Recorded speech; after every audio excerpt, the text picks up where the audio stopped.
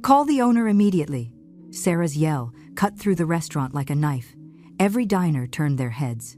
I was sitting at my corner table, my coffee half finished, when my daughter-in-law burst into the main dining room. She was on the arm of my son, Robert, surrounded by a group of fancy friends. She wore a blood-red dress that screamed luxury, jewelry that sparkled under the crystal chandeliers. And then she saw me. Her face twisted into a sneer of absolute disgust. What the heck is this old lady doing here? The words spilled from her mouth like venom, loud enough for half the restaurant to hear her. I felt all eyes boring into me. My worn gray sweater, my comfy shoes, my hair pulled back in a simple bun. I was the smudge on their perfect evening. Robert quickly rushed over, his face flushed. Not from indignation about how his wife was treating me. No, he was ashamed of me. "Mom," he hissed through clenched teeth. "What are you doing in a place like this? Look how you're dressed. Oh my God, this is humiliating. My own son, my only son." The words hit my chest, but I held my composure. My hands trembled slightly around the coffee cup, but I didn't say anything. Sarah was already snapping her fingers at the staff, her voice rising. "I need the manager now. This woman does not belong here.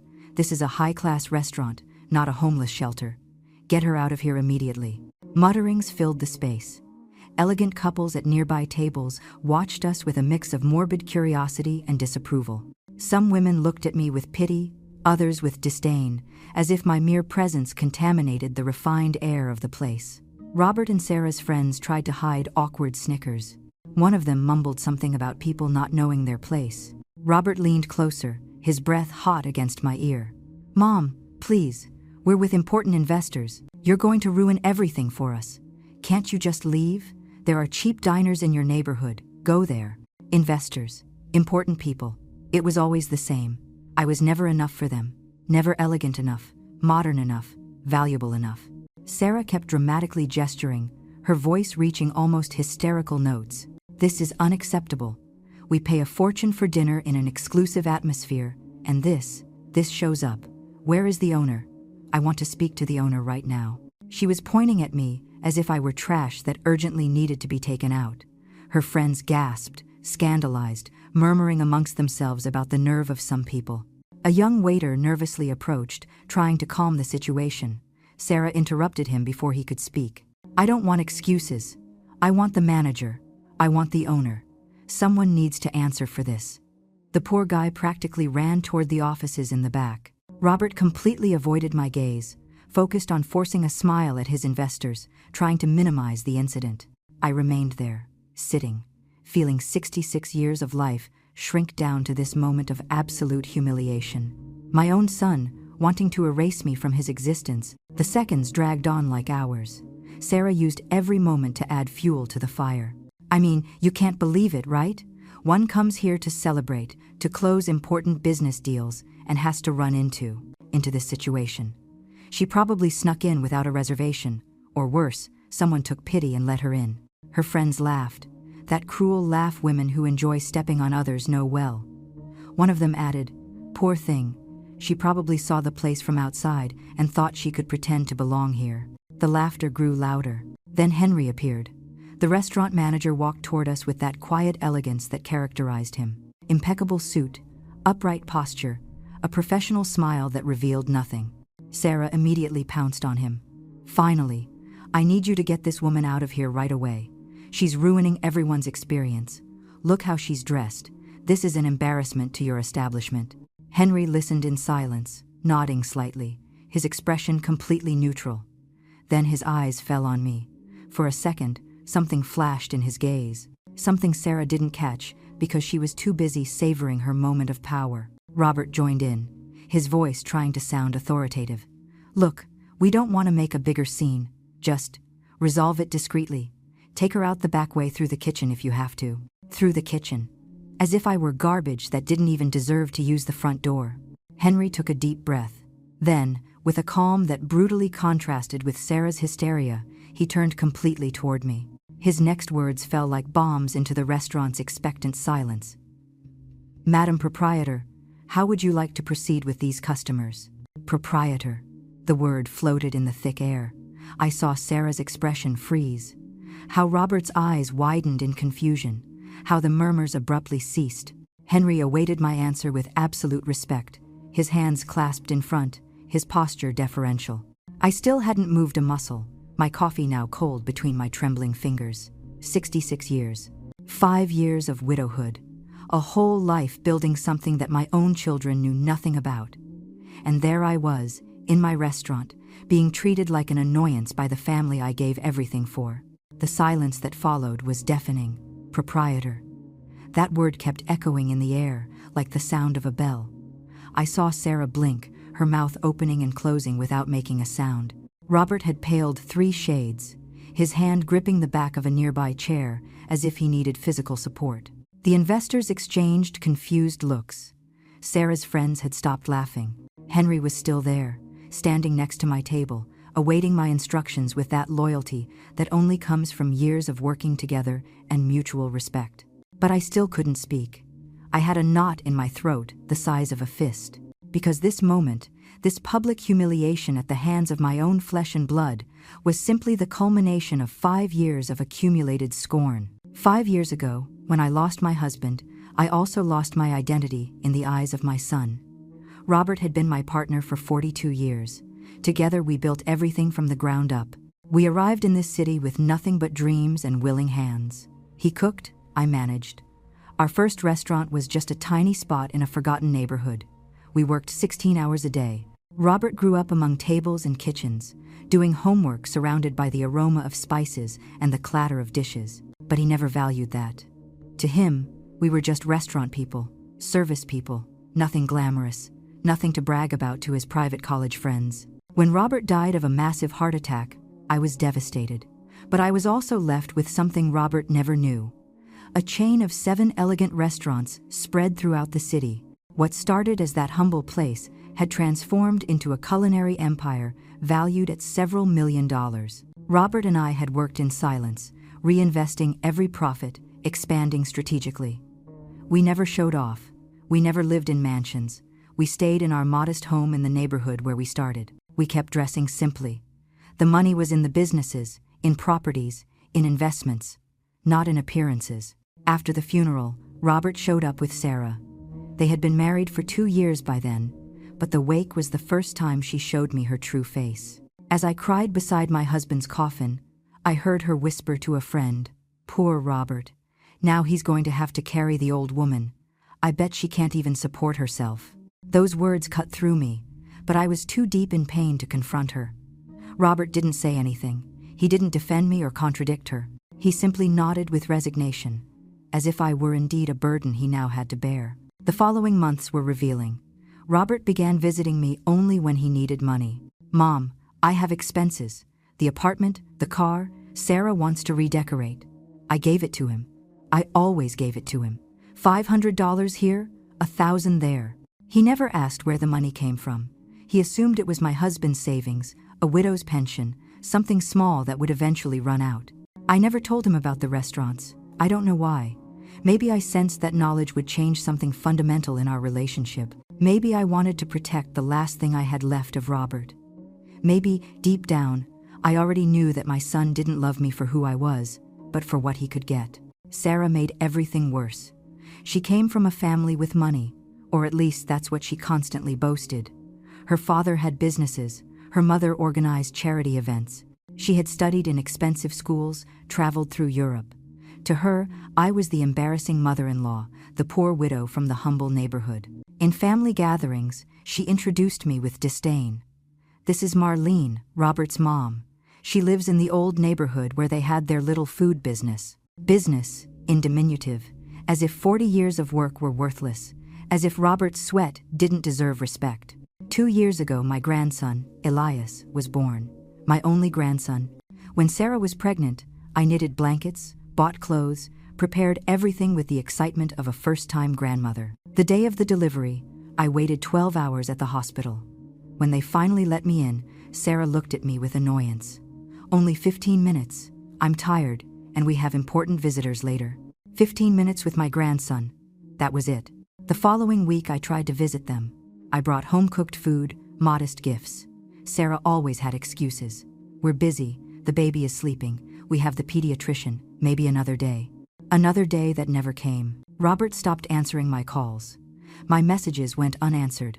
I kept insisting because the pain of not seeing my grandson was eating me up inside.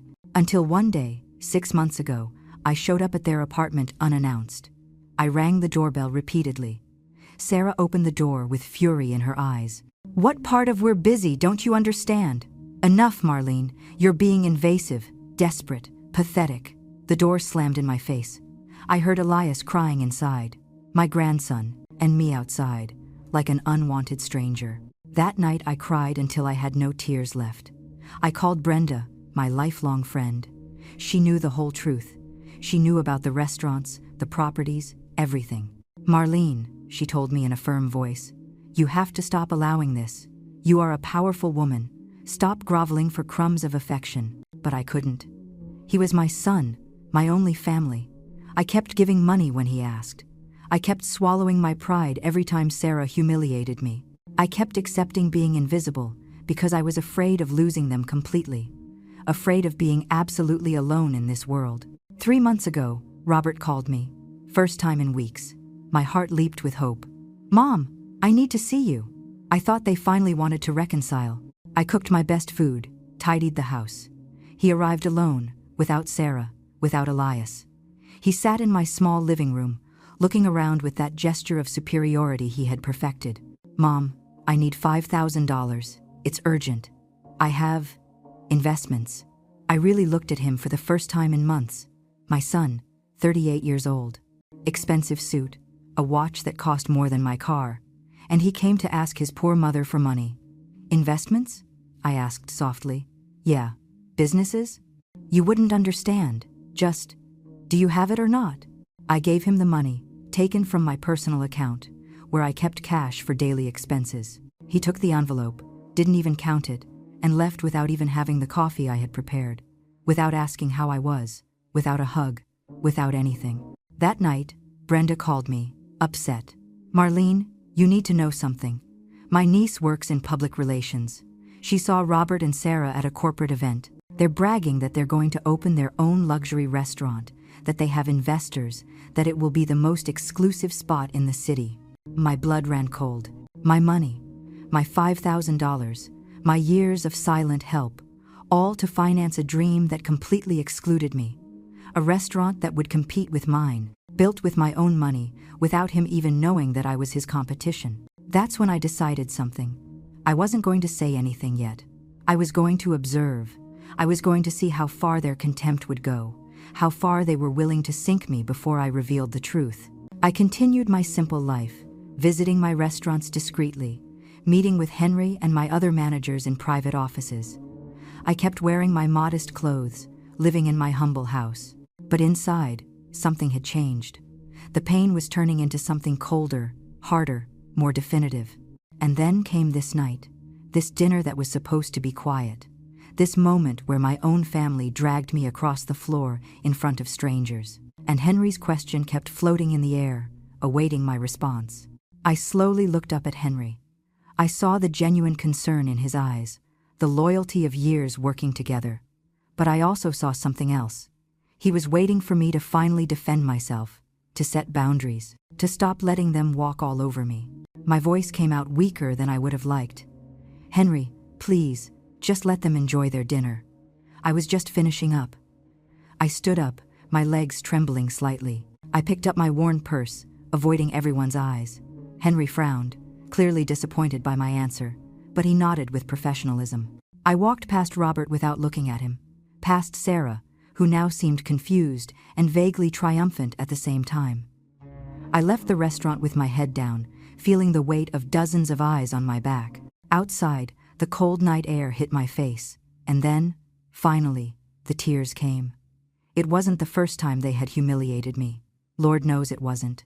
This was simply the last straw in a glass that had been silently filling up for years. I remembered that Christmas, a year and a half ago. Sarah organized a family dinner at their apartment. She invited me, but with conditions. "Marlene, please try to look presentable. Robert's parents are coming. I mean, my family is coming too. We don't want them to think we're, well, you know, that they would think her husband came from working people?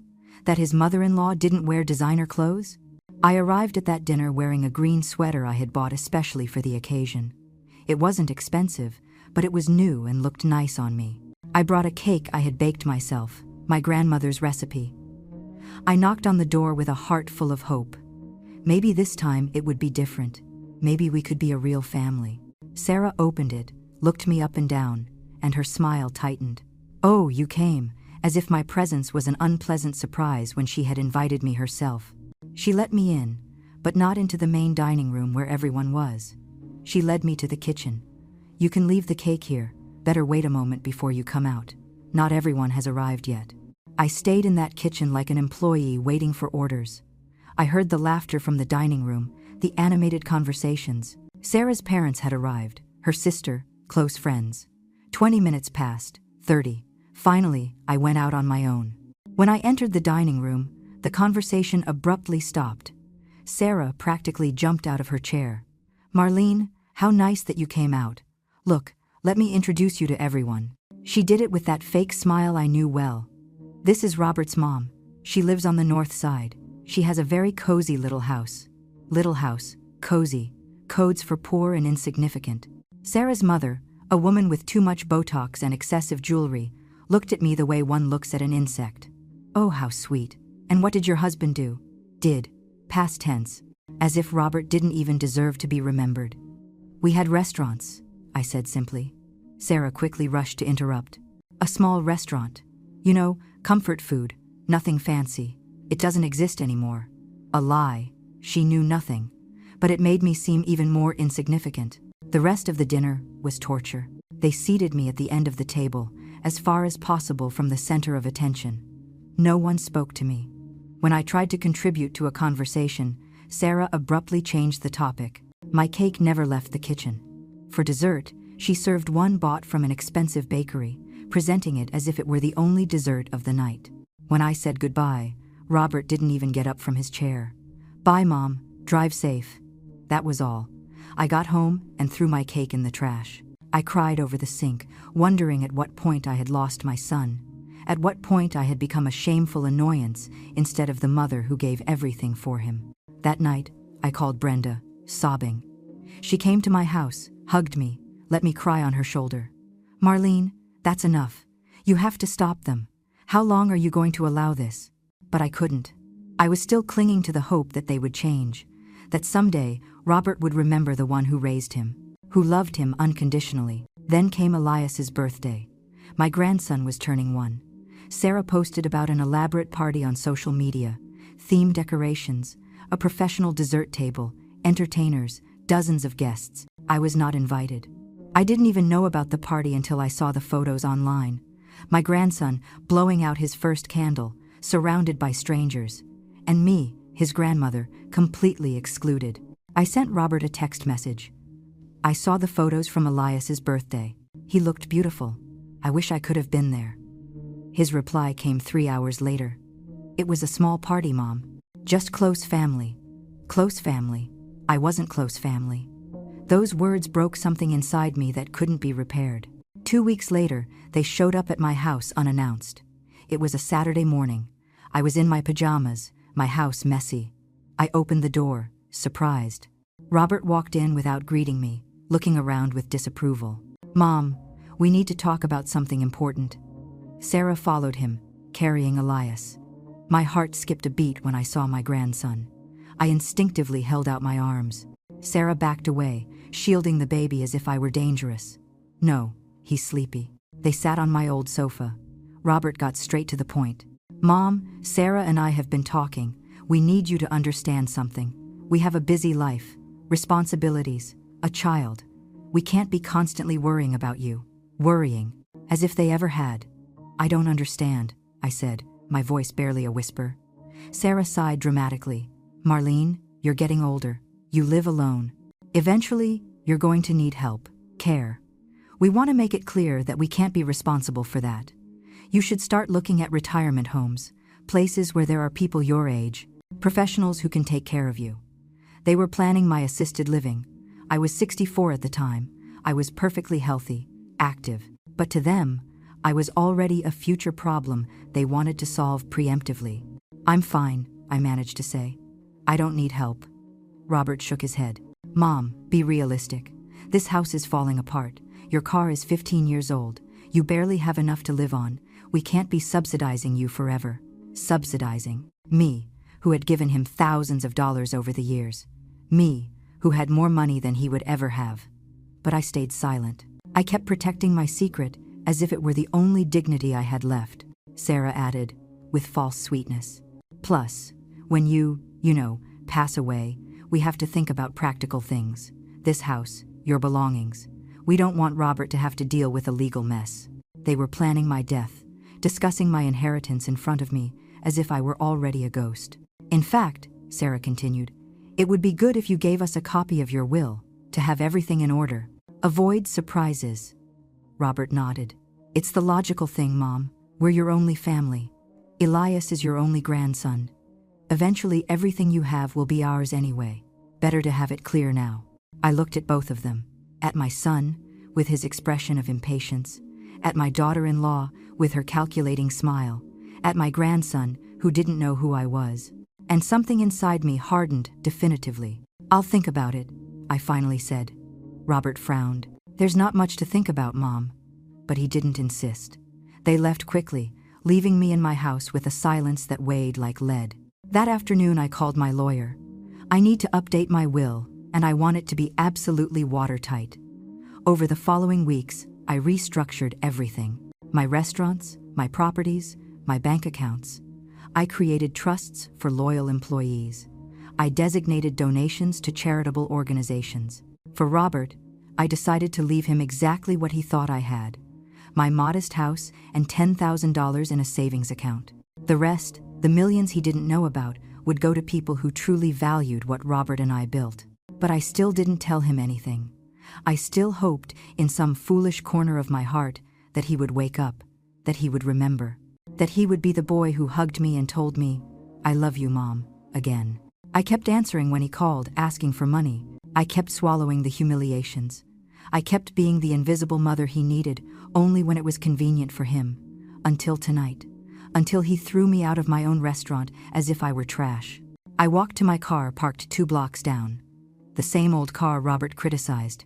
Tears blurred my vision. My phone rang. It was Brenda. Where are you? Henry called me. He told me everything. Her voice trembled with fury. Marlene, stop. Stop protecting them. Stop hiding. It's time they knew who you really are. I can't, I told Brenda, my voice cracking. They're my family. He's my son. I heard her sigh of frustration on the other end of the line. Marlene, listen to me closely. Family doesn't treat you like this. Family doesn't humiliate you publicly. Family doesn't use you as an ATM while spitting in your face. She was right. I knew it. But a mother's heart doesn't understand logic. Give me time, I begged. Just give me a little more time. Brenda was silent for a long moment. Then, in a softer voice, she said, Okay, but promise me that when the time comes to defend yourself, you will. Promise me you won't let them destroy you. I promised her, although I didn't know if I could keep it. I drove home with silent tears rolling down my cheeks, feeling that every mile was taking me further, not only from the restaurant, but from the last remnants of hope I had left. The following days were strange. Robert didn't call, not to apologize, not to explain, not even to ask for more money. Nothing. It was as if that night at the restaurant had never happened.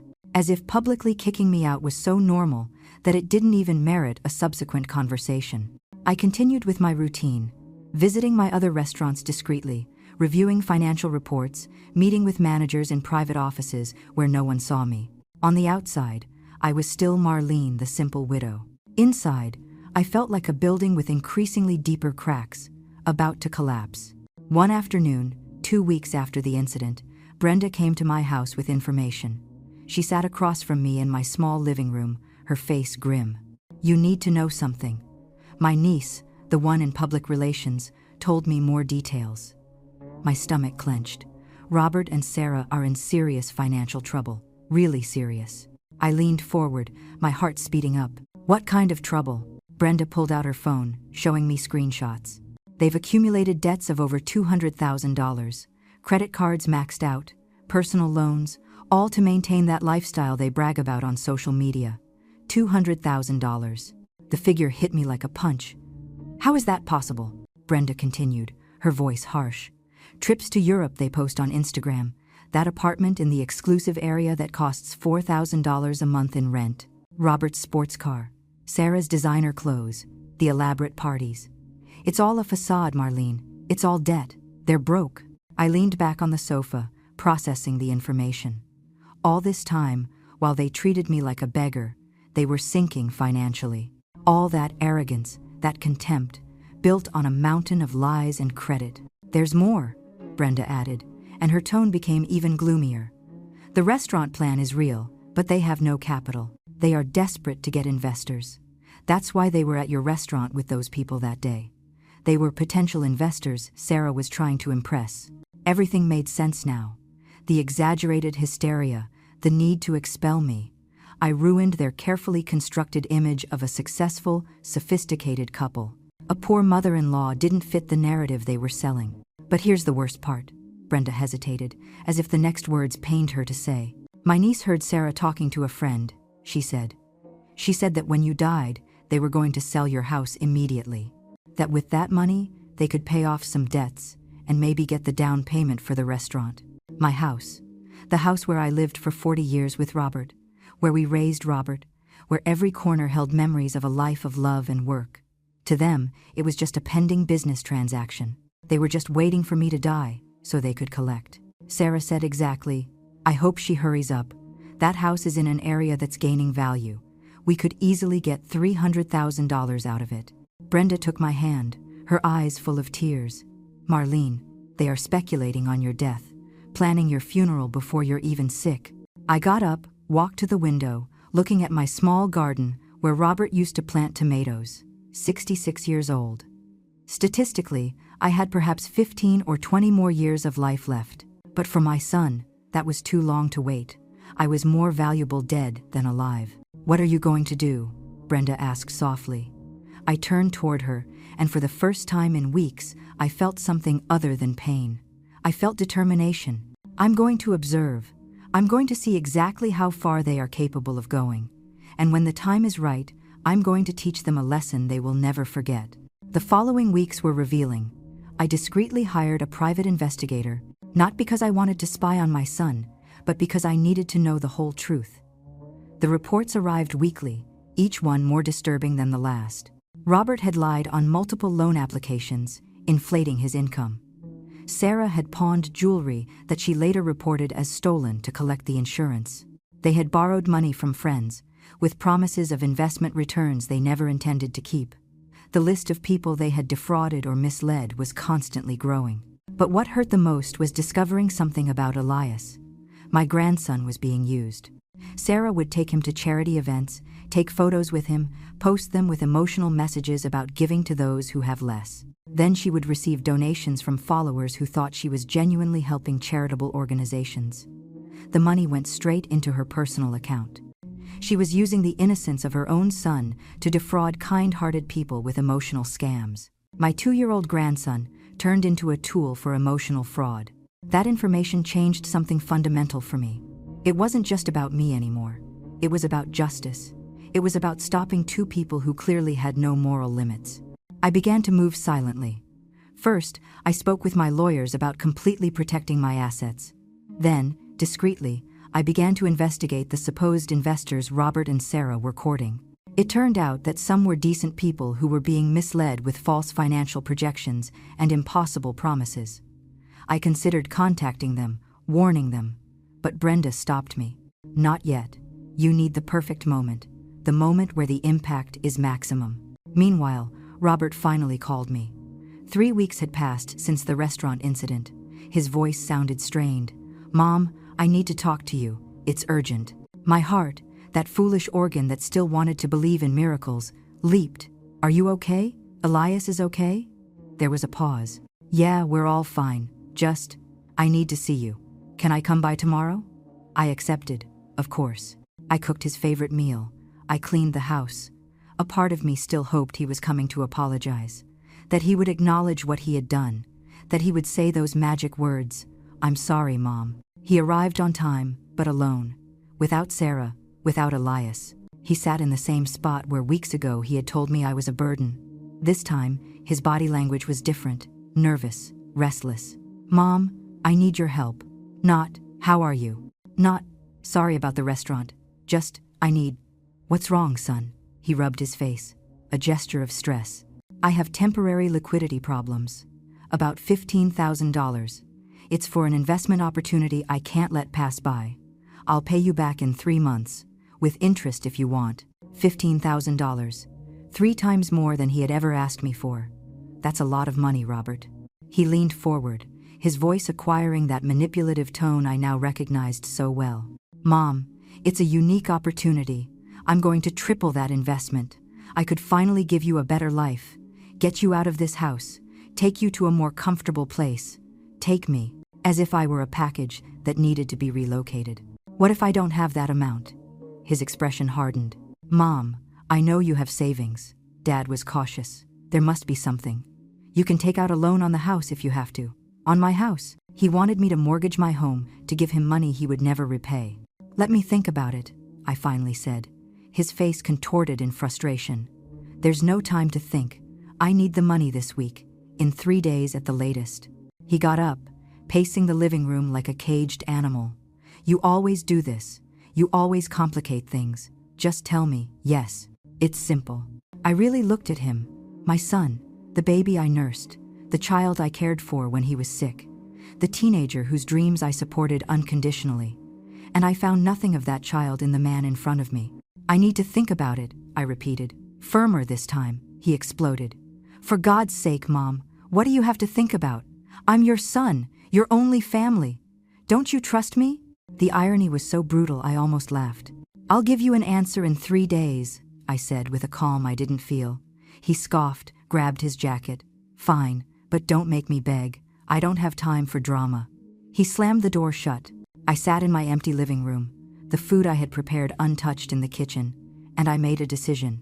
It was time to stop being a victim. It was time for Robert and Sarah to face the consequences of their actions. I called Henry. "I need your help to organize something. Something that will change everything." His response was immediate. "Whatever you need, Madame Marlene, anything." The plan began to take shape, and this time, I wasn't going to back down. For the next 3 days, I worked in silence. Henry and I met in the administrative office of my flagship restaurant, the one Robert and I had designed together 20 years ago. It was our pride, the most elegant one in the whole city. Glass walls with a city view, cutting-edge cuisine, a wine list that competed with the best European establishments. And no one, absolutely no one in my family, knew it was mine. "Madame Marlene," Henry said, sitting across from me with a folder full of documents, "I need you to explain exactly what you want to achieve. Because I can organize whatever you ask, but I have to understand the final goal." I leaned back in the leather chair, the same one where Robert used to sit to review menus and accounts. "I want Robert and Sarah to see who I really am, but not privately. I need it to be public, irreversible. I need the blow to be so strong that he can't deny it or minimize it afterward." Henry slowly nodded. "Are you sure? Once your identity is revealed, everything will change. Not just with them, with your whole life." I thought about it for a moment. My quiet life, my comfortable anonymity, all that would disappear. But what was the point of that tranquility if it came with constant humiliation? "I'm sure," I finally said. "It's time my son learned that respect is not optional." Henry opened the folder, showing me calendars and lists. "According to my contacts, Robert and Sarah have scheduled a crucial dinner for this Friday. They are bringing their potential investors here, to this restaurant specifically. It's their last chance to secure the capital they need. If they don't succeed, their restaurant plan falls apart." Perfect. It was too perfect. "How did you get that information?" Henry smiled slightly. "Sarah made the reservation 2 weeks ago, for 8 people. She asked for the main table, the one in the center of the room. She wants everyone to see their meeting. She wants to put on a spectacle of success. Of course she did. Everything with Sarah was a performance. Everything was a facade." "Then here is my plan," I said, leaning forward. "I'm going to be here that night, at my usual corner table, dressed as always, simple, invisible. I'll let everything unfold naturally." Henry frowned. "And if they try to kick you out again? If what happened 3 weeks ago repeats itself? I smiled, and it wasn't a warm smile at all. I hope so. Let them try to kick me out in front of their investors. Let them humiliate me one more time. And then, only then, you will reveal exactly who I am. But not with simple words. I want you to bring the property documents, the business records, the deeds. I want physical evidence they can't refute. Henry looked at me with a mixture of admiration and concern. Madame Marlene, this is going to destroy them, especially in front of people they are trying to do business with. I felt a pang of pain in my chest, a mother after all. But I suppressed it, tucked it away somewhere deep. They destroyed me first. Every day, with every slight, with every humiliation. They destroyed me slowly, thinking I was too weak or too stupid to notice. It's time they faced real consequences. We spent the next hours refining every detail. Henry would discreetly contact some of the investors, not to reveal anything, but to make sure they actually attended. I would coordinate with my lawyers to have certified copies of all relevant documents. On Wednesday, Robert called again. His voice sounded desperate. "Mom, the 3 days are up. Do you have the money?" I took a deep breath. "No, Robert, I am not giving you $15,000. Silence. Then, his voice became dangerously low. "You're telling me no." It was the first time in my life I had directly denied him money. "That's right. I can't give you that amount." I heard his rapid breathing. "You can't or you won't. There's a difference." His tone was accusatory, furious. "Mom, I've asked very little of you over the years. I've never demanded anything from you. And the only time I really need something important, you turn your back on me. Very little. Years of thousands of dollars in loans he never repaid. Years of being his personal piggy bank. And he called it very little. My decision is final, Robert." He exploded. "This is unbelievable. You're my mother. You're supposed to support me.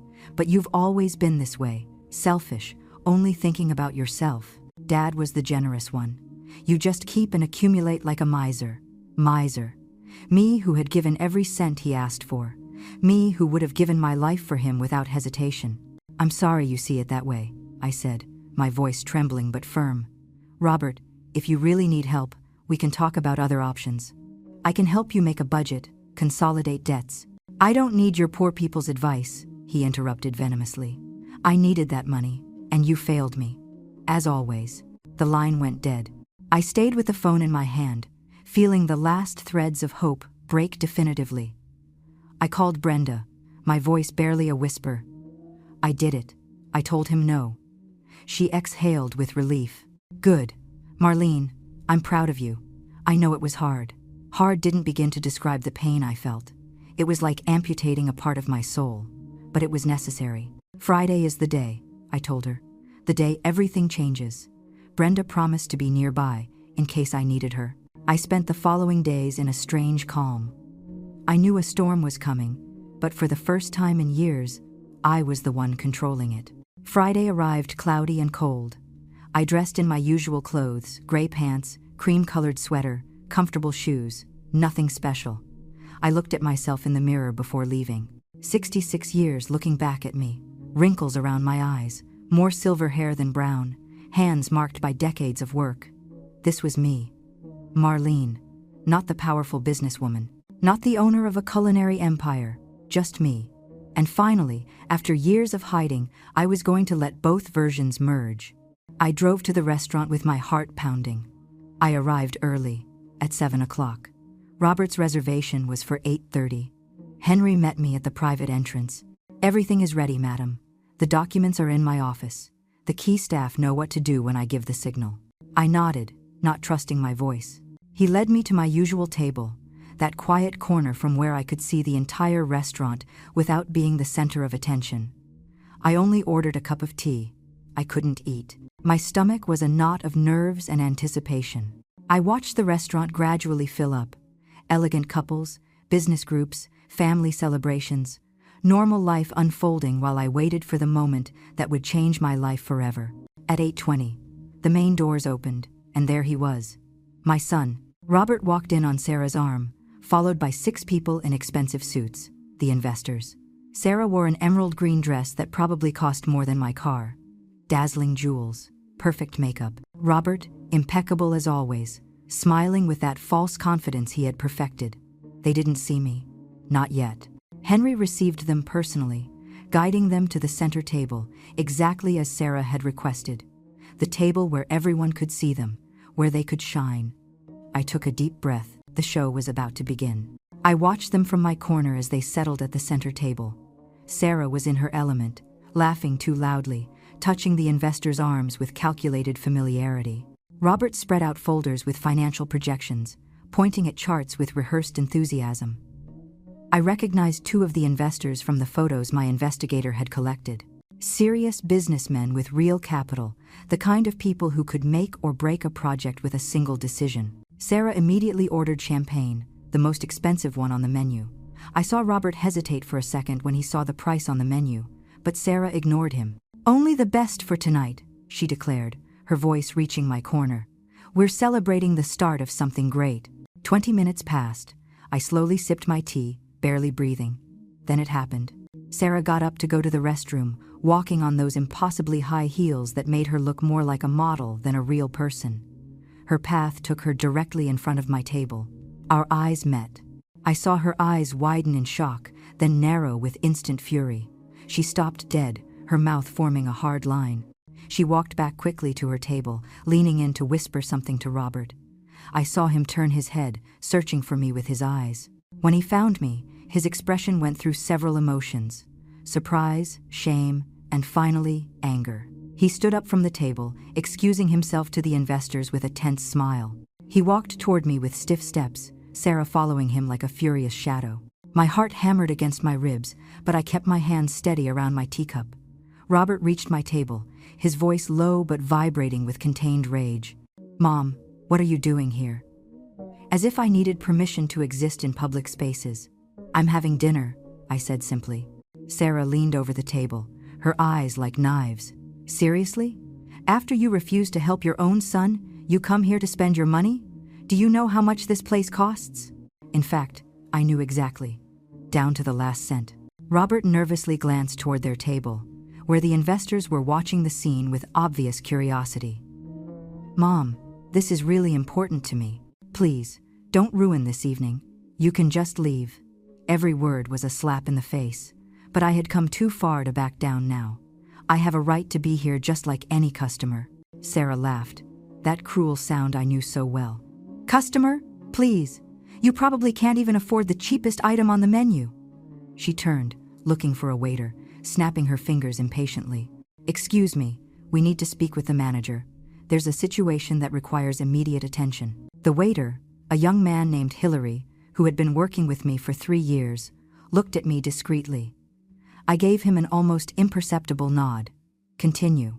"Right away, madam," he said professionally, walking away. Robert was rubbing his forehead, his body language screaming stress. "Mom, please, I'm begging you. These investors are my only chance. If I close this deal, I can pay you back all the money I've asked for.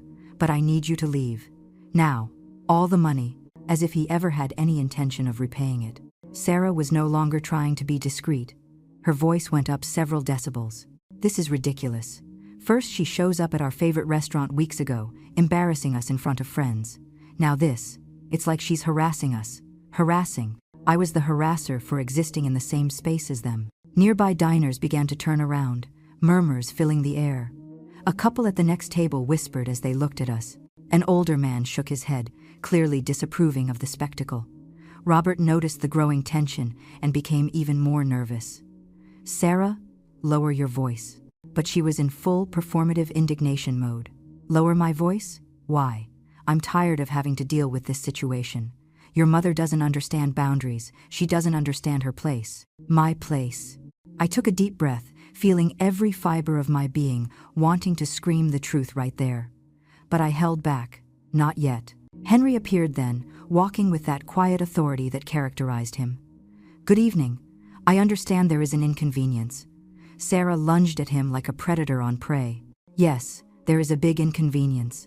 This woman," she pointed at me as if I were evidence in a trial, "shouldn't be here. She is causing problems. She is harassing my husband and me during a crucial business dinner. I need you to remove her immediately." Henry looked at me, his expression perfectly neutral. "Has the madam caused any disturbance?" Sarah laughed in disbelief. Disturbance? Her mere presence is the disturbance. Look how she's dressed. This is a high-end restaurant. You have dress codes. You have standards. Henry checked a tablet, pretending to consult something. According to our records, the madam is a regular customer. She has dined here on multiple occasions without any incident. That only infuriated Sarah more. I don't care how many times she's been here. She probably pays with coupons or promotions. We are real customers. We spend real money here. The investors at the center table were completely focused on the scene now. One of them, a distinguished-looking man with silver hair, got up and walked toward us. Robert, is there a problem? His voice was grave, authoritative. Robert turned quickly, his false smile instantly reappearing. No, Mr. Marquez. Just a minor family misunderstanding. It's being resolved. Mr. Marquez looked at me with curiosity, then at Robert. Family. Sarah rushed to intervene. It's Robert's mother. She has issues, advanced age. Sometimes she gets confused and shows up in inappropriate places. We're trying to handle the situation discreetly. Issues. Confusion due to age. She was painting me as senile in front of strangers. Mr. Marquez frowned slightly. I understand. Family situations can be delicate, but his tone had changed. There was something in his expression that showed disapproval, not toward me, toward them. Henry intervened then, his voice polite but firm. Allow me to resolve this appropriately. If you'll give me a moment, I will consult with my supervisor on the best course of action. Sarah scoffed. Supervisor? Bring the owner if necessary. I want someone with real authority to handle this. The owner. She wanted to speak with the owner. The irony was so perfect I almost felt like laughing. Henry nodded professionally. Of course. Allow me a moment. He walked away toward the administrative offices. Time seemed to stop. Sarah returned to her table, talking animatedly with the investors, probably explaining the unfortunate situation with her problematic mother-in-law. Robert stayed by my table for a moment longer. Mom. His voice was barely a whisper now, but loaded with something that sounded like desperation. Why are you doing this? Why can't you just support me for once? For once, as if decades of unconditional support didn't count for anything. Robert, I finally said, my voice firmer than I felt. I'm going to stay. I'm going to finish my dinner, and you are going to go back to your investors and continue your meeting. His jaw clenched. You are incredibly selfish. He turned and walked back to his table, leaving me with those words floating in the air. Selfish. I was selfish for finally setting a boundary, for finally existing in a space they considered exclusively theirs. I saw Henry leave the offices, walking back with a leather folder in his hands. Our eyes met across the restaurant. He nodded slightly. It was time, the moment of truth that would change everything forever. My heart was beating so hard, I thought everyone in the restaurant could hear it. Henry walked directly toward Robert's table, not mine. The leather folder under his arm seemed to weigh tons with the secrets it contained. The whole restaurant had caught on that something important was happening. Conversations at other tables had been reduced to murmurs. The waiters had strategically stopped in positions where they could observe without being obvious. Sarah looked up when Henry arrived, her expression triumphant. Finally. Did you talk to the owner yet? Are you going to kick that woman out? Henry placed the folder on the table with a deliberate, gentle movement. Madam, sir, I have consulted the situation with the appropriate person. Allow me to clarify a few aspects about this establishment. Robert interrupted him, his voice strained. Look, we just want to resolve this quickly. We are in the middle of an important meeting. If you can ask my mother to leave, we would be very grateful. We can even leave a generous tip for the trouble. Tip, as if they could buy convenience. Henry maintained his perfect composure. Sir, before proceeding, I need you to understand something fundamental about this restaurant. He opened the folder, pulling out the first document. It was the official business registration, with government seals and dates dating back 22 years. This establishment, along with 6 other restaurants in the city, belongs to a family business group. Sarah barely paid attention to the document, too focused on her own indignation. That's very interesting, but I don't see what it has to do with our situation, Henry continued, unperturbed. It has everything to do with it, madam. You see, the majority owner of these establishments prefers to maintain a low profile. She doesn't seek publicity or recognition, but she is present more often than people imagine. He pulled out another document, this one with photographs. Photographs of me with Robert at the opening of the first location. Photographs of both of us at award ceremonies for the Culinary Association. Photographs dating back decades. Mr. Marquez leaned forward, squinting to better see the images. Wait, that woman in the photos? Sarah finally paid attention, picking up one of the documents. I watched her eyes scan the lines as her expression went from irritation to confusion. I don't understand. What is this? Henry pointed specifically to a section of the property registration. As you can see here, the current owner is Madame Marlene Herrera, widow of Castellanos. She inherited the entirety of the shares after her husband's passing 5 years ago. Since then, she has maintained and expanded the operations with notable success. The full name. My name on official, irrefutable documents. Robert had gone completely still, his face gradually losing color. Wait, Marlene Herrera. Sarah shook her head, her voice rising again. This is ridiculous. It has to be a mistake. There must be another Marlene Herrera. It's a common name. Henry pulled out more documents. Property deeds, financial statements with my signature, certifications from the Chamber of Commerce, more recent photographs of administrative meetings where I clearly appeared. There is no mistake, madam. And to eliminate any doubt. He turned toward me, his posture changing to one of absolute respect. He walked toward my table, while the whole restaurant held its breath. Madam Proprietor, I deeply regret that you had to witness this unpleasant situation. How would you like me to proceed? Madam Proprietor, the words fell into the silence like stones in still water. All eyes turned toward me. I felt the weight of dozens of gazes, but the only ones that mattered were my son's. Robert was standing now, his chair pushed back, his mouth open in absolute shock. Sarah had paled 3 shades, the documents trembling in her hands. The investors exchanged meaningful glances, clearly re-evaluating the entire situation. I slowly stood up, my legs firmer than I expected. My voice, when it finally came out, sounded calm, calmer than I had felt in years. Henry, thank you for handling this with such professionalism. I walked toward the center table, each step feeling like miles. Robert instinctively backed away when I approached, as if I were a dangerous stranger instead of his mother. Mom, I didn't know. His voice broke mid-sentence. Sarah found her voice first, although it came out as a shriek. This can't be real. You can't be the owner. You live in that awful house. You drive that old car. You dress like what? She didn't finish the sentence, but she didn't need to. Like a poor person. Like someone insignificant. Like someone who didn't deserve respect. Like someone who doesn't need to impress anyone. I completed for her. Like someone who built something real instead of a facade of appearances. Mr. Marquez cleared his throat, his expression now clearly uncomfortable. Madam Herrera, allow me to formally introduce myself. I am Edward Marquez, of Marquez Capital Investments. I must say, I know your reputation in the industry. Your restaurants are legendary for their quality and exceptional management.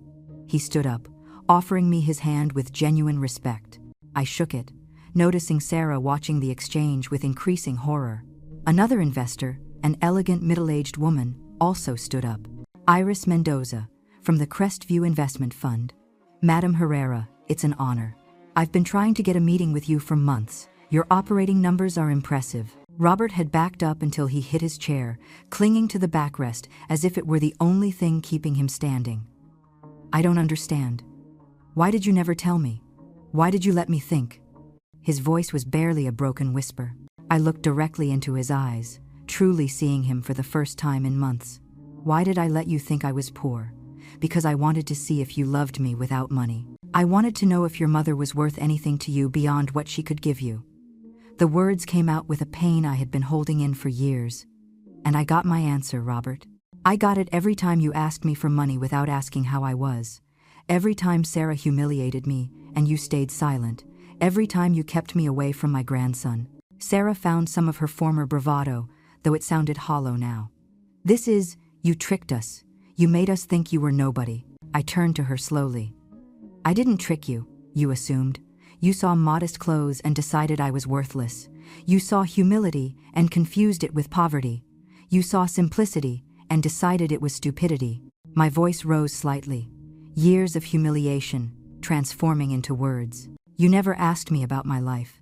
You never showed curiosity about how I paid the bills or where the money I constantly gave you came from, because you didn't care. You just wanted what you could take from me while keeping me small enough to feel superior. The restaurant was in absolute silence. Even the waiters had gone completely still. Robert tried to approach, his hand outstretched. "Mom, I'm sorry. You didn't know." I stopped him with a look. "You didn't know what, Robert? You didn't know that treating me like trash was wrong? Did you need to know I had money to treat me with basic respect?" Tears started rolling down his cheeks. "It wasn't my intention. Sarah interrupted him, her voice now desperate. "Marlene, we can explain. There have been misunderstandings. Stress, financial pressures have made us act in ways." Her voice trailed off when I looked at her. "Financial pressures?" I pulled out my phone, opening my investigator's reports. "Are you referring to the $200,000 in debt? The insurance fraud with the jewelry? Using photographs of Elias to scam charity donations?" I saw the color completely drain from her face. The investors had gotten up now, clearly wanting to distance themselves from the situation. Mr. Marquez picked up his briefcase. "I think this is not an appropriate conversation for us. Robert, I believe our potential partnership needs to be reconsidered." The other investors murmured agreements, starting to leave. Sarah watched them go, her dream of financing crumbling before her eyes. The investors left one by one, leaving Robert and Sarah alone at that table that was supposed to be their moment of triumph. The expensive food plates remained untouched. The $300 bottle of champagne was warming in its ice bucket, bubbles losing their effervescence like my son's illusions. Sarah slumped into her chair, her emerald green dress that had previously seemed a symbol of success now looking like a cheap costume. Robert was still standing, his hands trembling as he tried to process what had just happened. The whole restaurant was watching, some diners with pity, others with satisfaction at the drama unfolding before them. I remained there, feeling the weight of 66 years of life condensed into this unique moment. "Mom," Robert finally found his voice, although it came out as a broken croak. "Please, we can fix this. I can explain everything." I took a step toward him, keeping enough distance to see his entire face. "Explain what exactly? Explain why 3 weeks ago you tried to kick me out of this very restaurant. Explain why you have kept me away from my grandson for 2 years. Explain why every time you looked at me in the mirror, you saw shame instead of pride." Each question was a precise thrust aimed at the heart of years of accumulated pain. Robert shook his head, tears now running freely down his cheeks. "I love you, Mom. You are my mother. You've always been important to me." I felt my own throat closing with emotion, but I pushed it down. I had cried enough in private. Now was the time for truths. "Don't confuse needing me with loving me, Robert. You needed me as a source of money. You needed me as an emotional safety net when it suited you. But loving me would have meant respecting me, even when you thought I had nothing to offer you." I pointed at Sarah, who was now crying silently with her makeup running down her cheeks. "She showed you who to be, and you chose to become that person. You chose superficial values over real values. You chose appearances over substance. And the most painful thing is that you chose her approval over your mother's love." Sarah looked up, her voice coming out between sobs. "I'm sorry. Marlene, I really am sorry.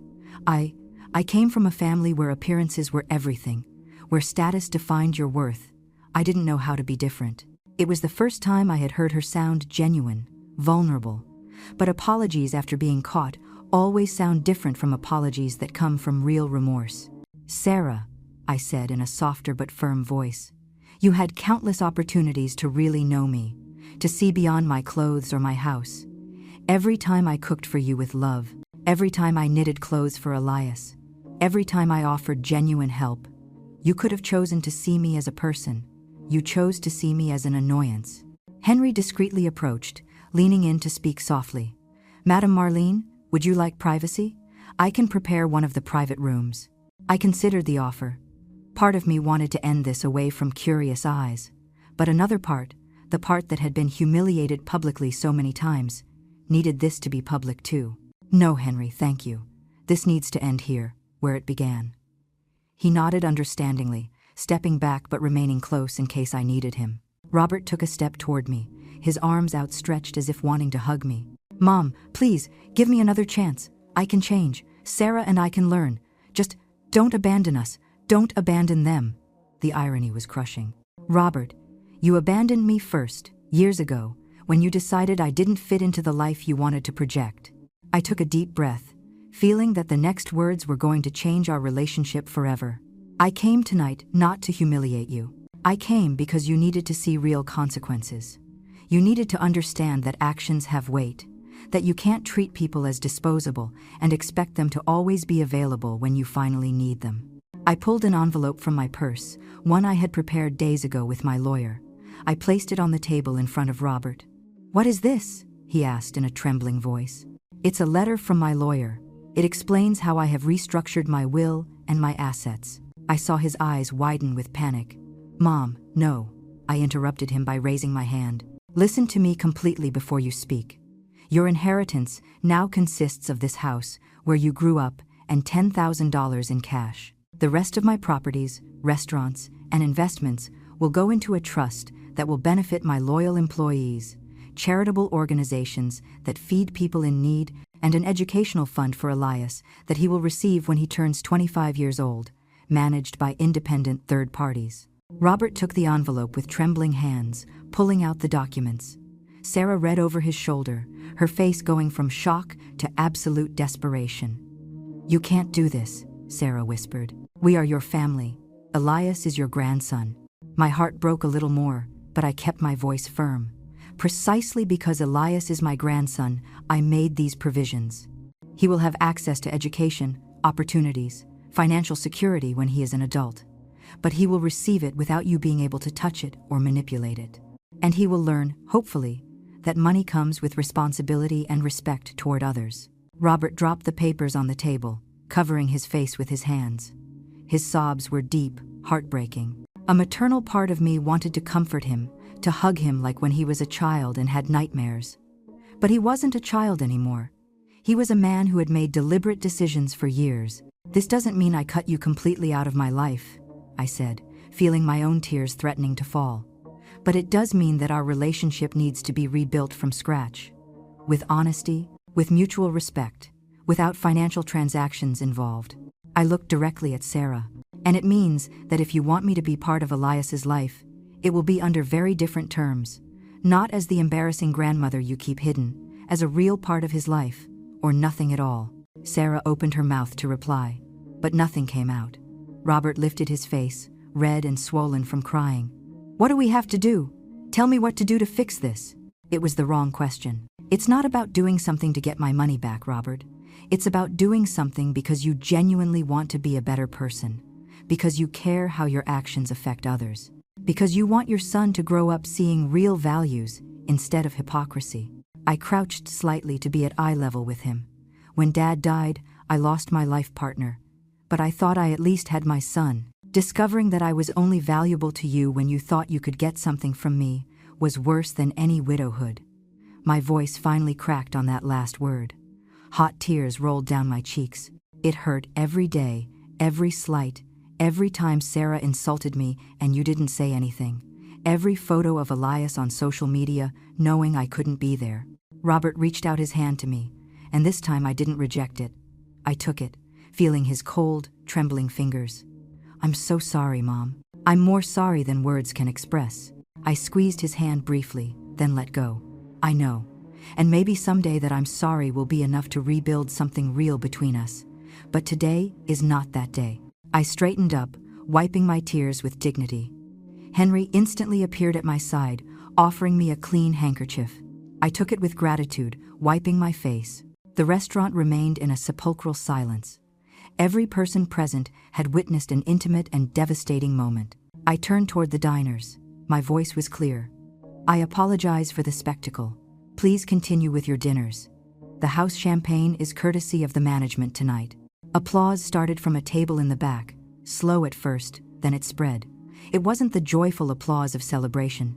It was something deeper, more respectful. It was recognition. It was solidarity. It was people who had seen an injustice corrected, pain named, dignity reclaimed. I walked toward the exit with my head held high, Henry escorting me. Behind me, I heard Robert call my name one last time. "Mom, wait." I stopped, but didn't turn around completely. I'm going to change. I promise you. I'm going to be the son you deserve to have. My voice came out soft but firm. Don't do it for me, Robert. Do it for yourself.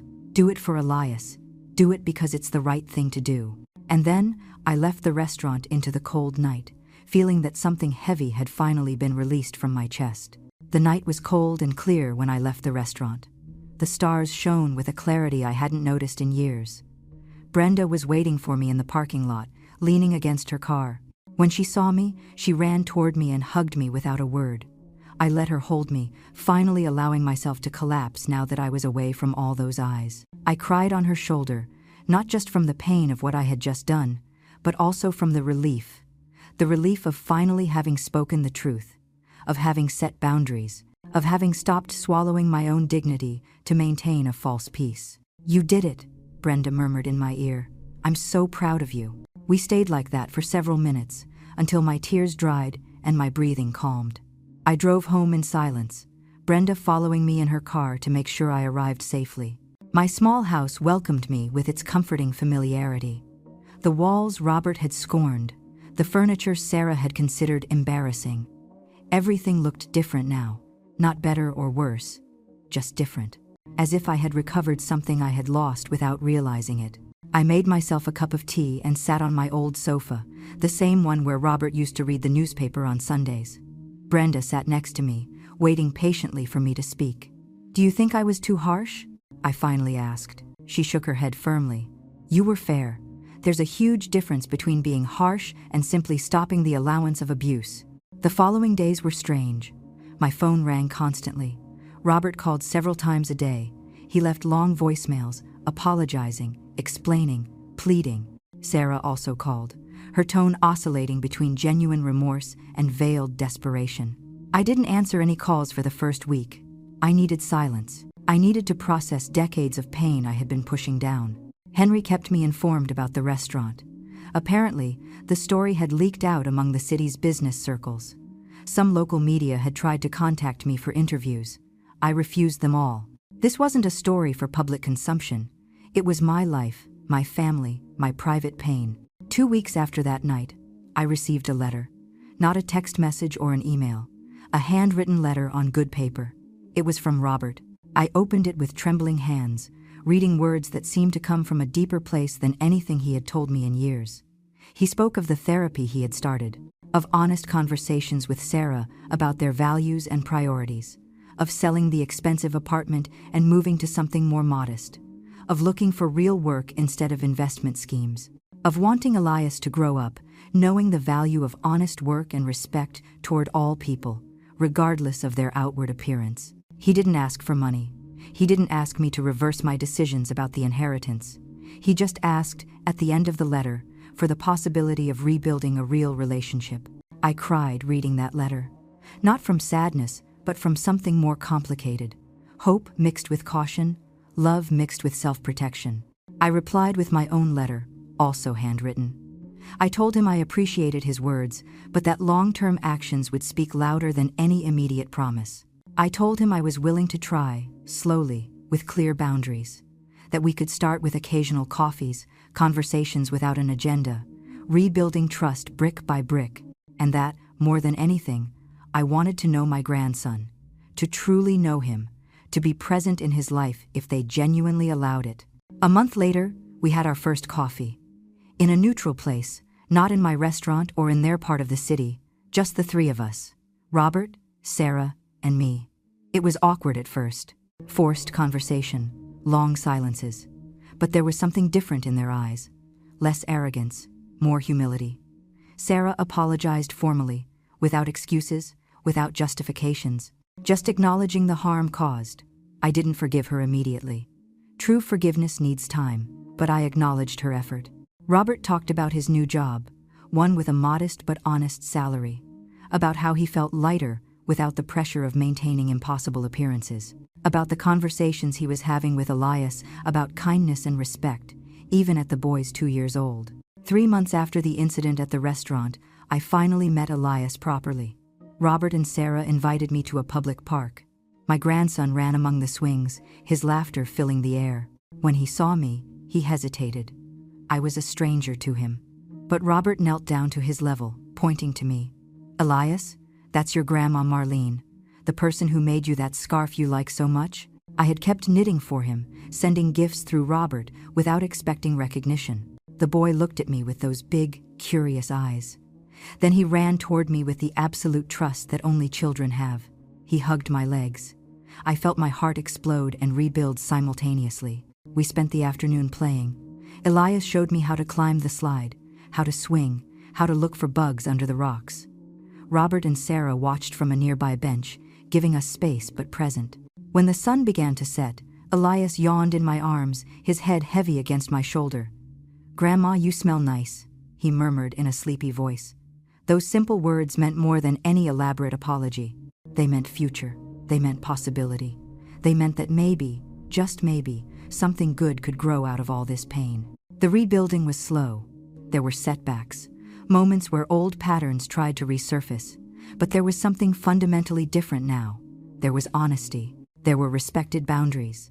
There was genuine effort. Robert began visiting me regularly, not when he needed something, but simply to be there, to ask about my day, to hear stories about his father that he had never wanted to hear before.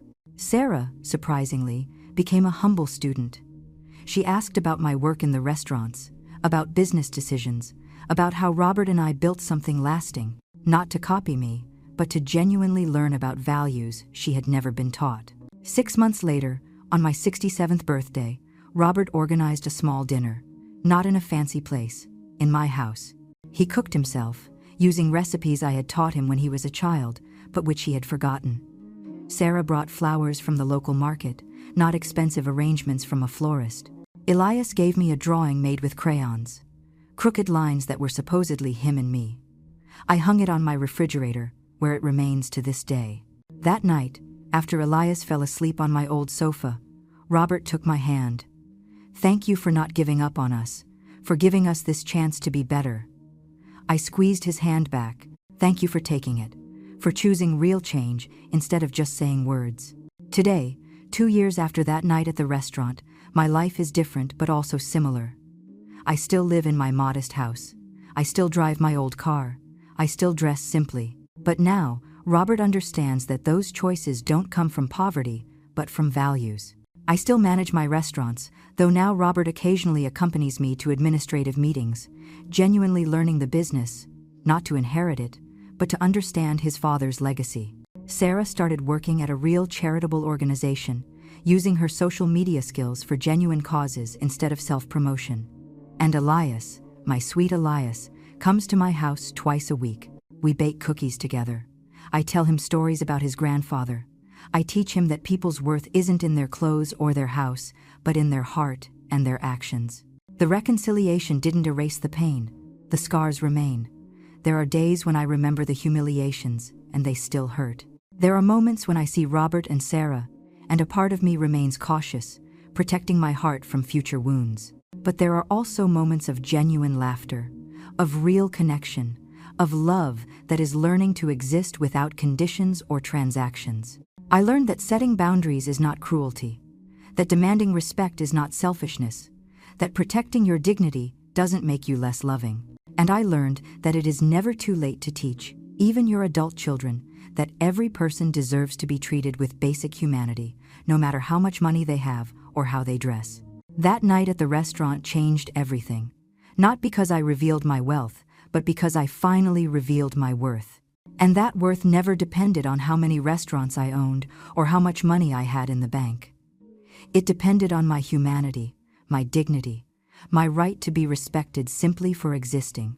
Robert would have been proud, not of the empire we built, but of the woman who finally defended that empire when it mattered most. Today I dine at that same restaurant regularly, sometimes alone, enjoying the peace, sometimes with Brenda, celebrating our unbreakable friendship, and sometimes with Robert, Sarah, and Elias, building new memories over the ashes of the old ones. Respect is not inherited, it is earned, it is chosen, and it is protected, even when it hurts, especially when it hurts.